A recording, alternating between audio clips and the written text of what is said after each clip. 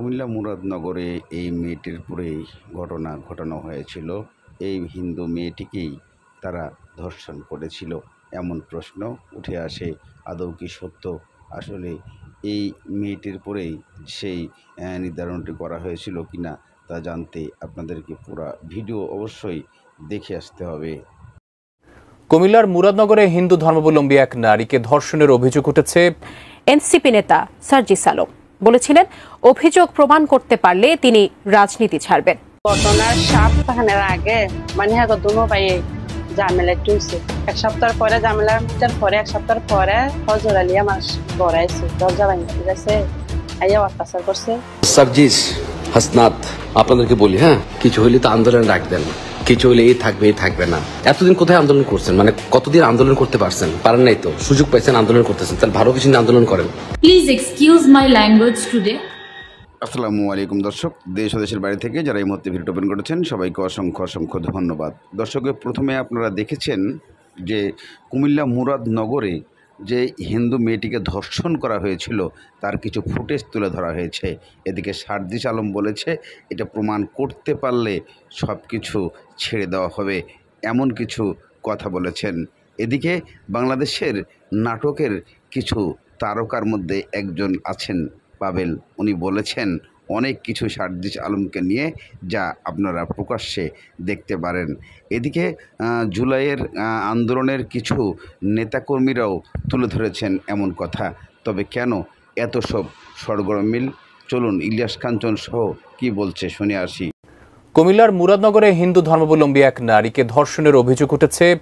NCP নেতা সার্জিস আলম বলেছিলেন, অভিযোগ প্রমাণ করতে পারলে তিনি রাজনীতি ছাড়বেন। ঘটনার সপ্তাহের আগে দুনো ভাই ঝামেলা টুইছে।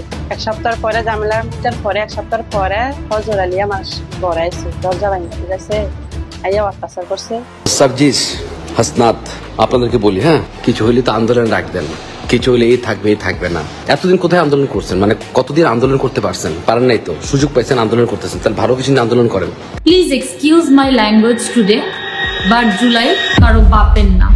আমি বলেছি যে নির্বাচনটা কে করবে, কে করবে নির্বাচন, কাকে আমি বিশ্বাস করব?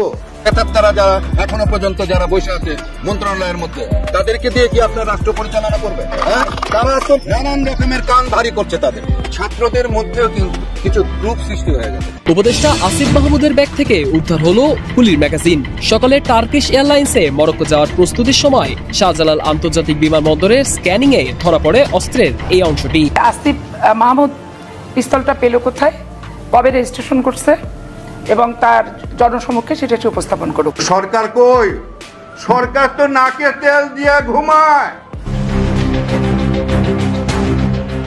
এদিকে মুরাদনগরের ধর্ষণের সেই আলোচিত ঘটনাকে কেন্দ্র করে এবার রাগ হয়ে সার্জিস ও হাসনাতকে কঠিন হুঁশিয়ারি দিলেন ব্যাচেলর খ্যাত ট্যালেন্টেড অভিনেতা পাভেল। সার্জিস হাসনাত, আপনাদেরকে বলি, হ্যাঁ, কিছু হইলে তো আন্দোলন রাখবেন, কিছু হইলে এই থাকবে এই থাকবে না। এতদিন কোথায় আন্দোলন করছেন? কতদিন আন্দোলন করতে পারছেন? পারেন নাই তো, সুযোগ পাইছেন আন্দোলন করতেছেন, তাহলে ভালো কিছু আন্দোলন করেন। ও যে দলেরই নেতা হোক, ও যাই করুক, ও যাই হোক, ধিক্কার জানাই, ছি জানাই, থুতু না, আমি স্বৈরাচারের থেকে ধর্ষণকারীরা খারাপ। আমার তো এখন মনে হচ্ছে, এখন বলতে বাধ্য হচ্ছি, এখন দেশের অবস্থা আরো খারাপ হয়ে গেছে। শুধু পবেল নয়, এইখানে আরো বক্তব্য দিয়েছেন অভিনেতা ইলিয়াস কাঞ্চন, যা দেখে দেশের মানুষ প্রায় অবাক হয়েছে। এখন যারা পরিচালনা করছে তাদেরকে পরিচালিত করছে কিন্তু আগের ফ্যাসিস্ট সরকারের যে সমস্ত দোসররা মন্ত্রণালয়ে আছে তারাই কিন্তু এটি পরিচালনা করে। তারা যারা এখনো পর্যন্ত যারা বসে আছে মন্ত্রণালয়ের মধ্যে, তাদেরকে দিয়ে কি আপনার রাষ্ট্র পরিচালনা করবে? তারা তো নানান রকমের কান ভারী করছে। তাদের ছাত্রদের মধ্যেও কিন্তু কিছু গ্রুপ সৃষ্টি হয়ে গেছে, সমন্বয়কদের মধ্যেও কিন্তু কিছু গ্রুপ তৈরি হয়ে গেছে। এছাড়াও আসিফ মাহমুদ কত বড় প্রেসিডেন্ট হয়েছে যে তাকে বিমানবন্দরে পিস্তল নিয়ে চলাচল করতে হবে, এমন মন্তব্য তুলেছেন বিএনপির টকশো কাঁপানো রাজনৈতিক বিশ্লেষক পাপিয়া চৌধুরী। উপদেষ্টা আসিফ মাহমুদের ব্যাগ থেকে উদ্ধার হলো পুলির ম্যাগাজিন। সকালে টার্কিশ এয়ারলাইন্সে মরক্কো যাওয়ার প্রস্তুতির সময় শাহজালাল আন্তর্জাতিক বিমানবন্দরে স্ক্যানিং এ ধরা পড়ে অস্ত্রের এই অংশটি।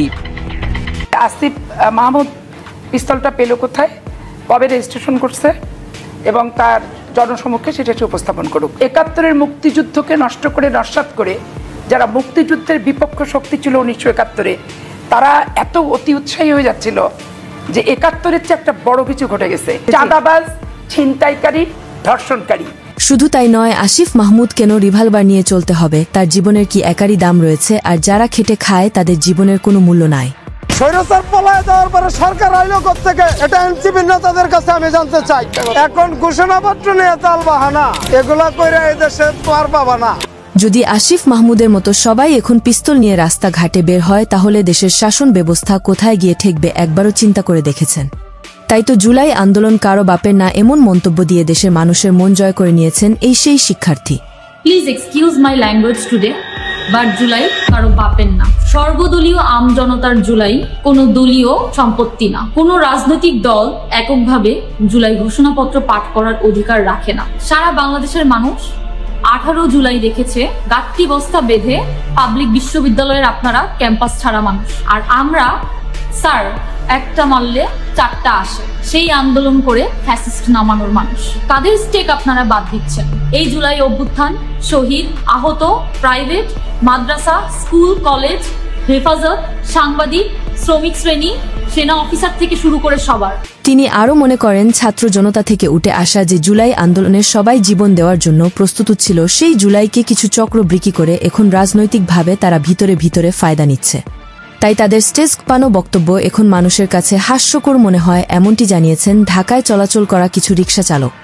পরিশেষে আসিফ মাহমুদ উপদেষ্টা থাকাকালীন যদি এই দেশের আবারও ধর্ষণের মতো ঘৃণিত কাজ হয়, এই সেই আইন ব্যবস্থা এখনো কড়াভাবে হয় না কেন? জেলে যাওয়া মানে ধর্ষণের শাস্তি নয়, তাকে প্রকাশ্যে ফাঁসি দিবে হবে এমন জনমত দেশের সাধারণ নাগরিকের।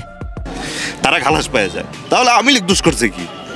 আওয়ামী লীগ তো এই কাজই করছে, অন্যায় করছে, অবিচার করছে, যার কারণে আমরা সবাই মিলে একত্রিত হয়ে আওয়ামী লীগের বিতাড়িত করছি। তো এখন যদি এই সরকার ওই একই কাজ করে, তাহলে তো বেসিসটা আমরা আরেকটা জন্ম দিতেছি। তাহলে আপনারা এখন ওই মহামূল্যবান চেয়ারে বসে আছেন এখনো কেন? এটি জানতে চায় দেশের সাধারণ আমজনতা।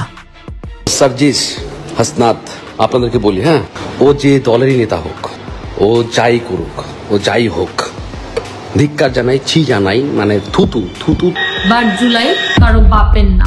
ভিডিওটি দেখার পর আপনার মূল্যবান মতামত আমাদেরকে কমেন্ট করে জানিয়ে দিতে পারেন। আমরা আপনার সেই মহামূল্যবান কমেন্টের রিপ্লাই দেওয়ার জন্য সর্বদা প্রস্তুত রয়েছি।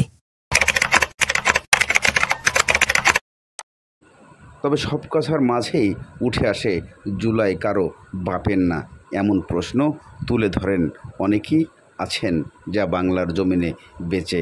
তবে এমন প্রশ্ন কেন উঠে আসে? জুলাই আন্দোলনের আগে আপনারা কোথায় ছিলেন? এমন প্রশ্ন করে